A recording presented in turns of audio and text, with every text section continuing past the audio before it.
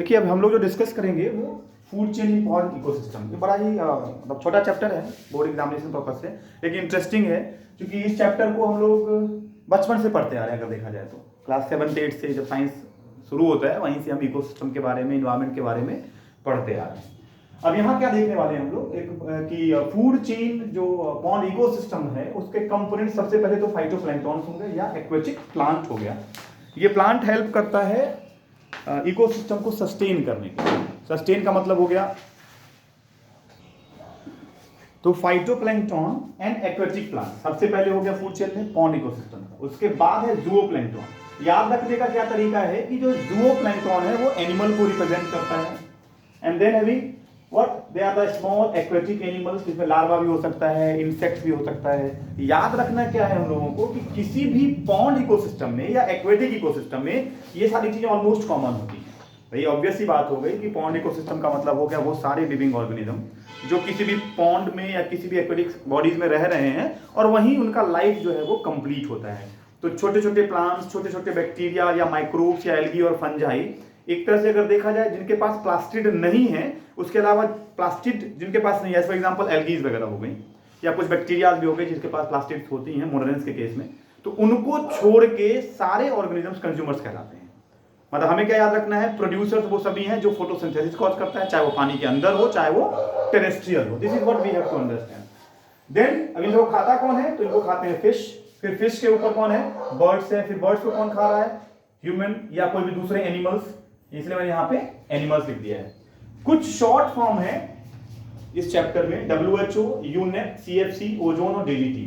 ये इसलिए लिख दिया है कि मे बी कि क्वेश्चंस को थोड़ा सा घुमा के बोर्ड में पूछ लें, केमिकल कंपाउंड का नाम लिख दें और इसका रोल पूछ लें अगर इकोसिस्टम में या आर एनवायरनमेंट में, ताकि आपको परेशानी न हो।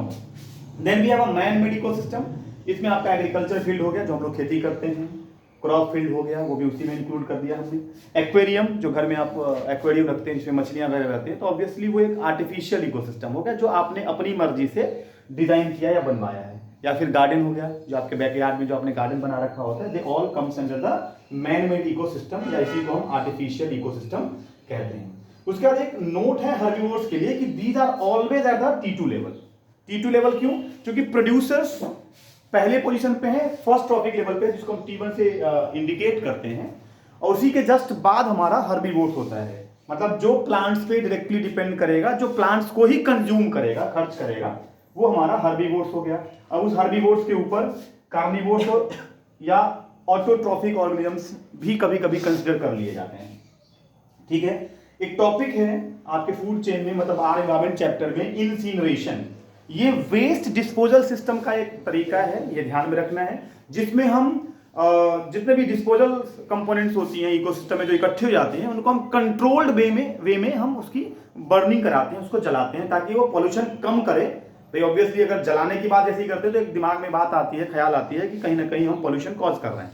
तो हीटिंग तो यहाँ भी हो रहा है, बर्निंग यहाँ भी हो रहा है, लेकिन in incineration there is a controlled heating process या और कंबशन प्रोसेस, जिसके कारण जो पॉल्यूशन का जो अमाउंट है, जो SO2 हो गया या NO2 या N2O वगैरह हो गया या कार्बन डाइऑक्साइड हो गया, उसका अमाउंट जो होगा वो ऑटोमेटिकली कम होगा, ताकि हम उन सभी डिस्पोजेबल आइटम्स को डायरेक्ट हीट करके बर्न करके हम ऐश में कन्वर्ट कर सकें।